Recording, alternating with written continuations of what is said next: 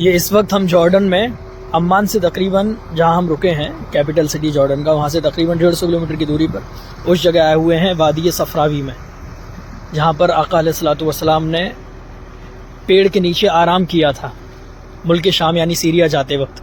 ये चारों तरफ रेगिस्तान, कहीं पर भी एक दरख्त का भी नामो निशान नहीं, हल्की फुल्की जो रेगिस्तानी घास होती है उसका वजूद है बस, बाकी ये हर तरफ रेगिस्तान है। अब सामने हम जो जा रहे हैं वहाँ वो दरख्त आने वाला है जहाँ सरकार अलैहिस्सलातु वस्सलाम ने आराम फरमाया था, और इस दरख्त को तकरीबन 1440 या 1450 साल गुजर गए, अब तक हरा भरा है।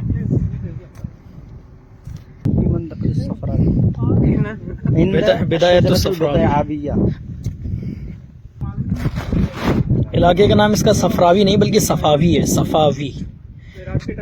चारों तरफ रेत ही रेत है।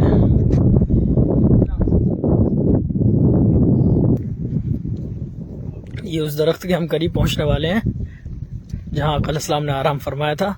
ये बोर्ड लगा हुआ है जिस पर अरबी में लिखा हुआ है मौक़अ शजरा अल मुबारका अल्लती इस्तज़ल्ला बिज़िल्लिहा रसूलुल्लाह सल्लल्लाहु अलैहि वसल्लम, the site of the tree of the prophet Muhammad सल्लल्लाहु अलैहि वसल्लम। अभी इसके अंदर हम जाएंगे,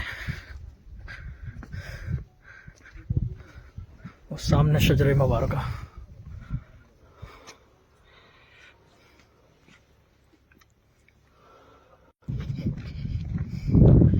ये क्या आका अलैहिस्सलाम का अब तक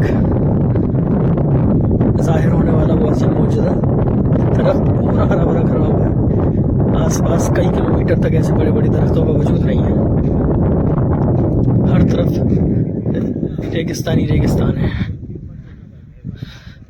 20-20, 25-25 किलोमीटर तक कुछ अता पता नहीं है पेड़ों का। ये वो पेड़ है, अल्लाह हू अकबर।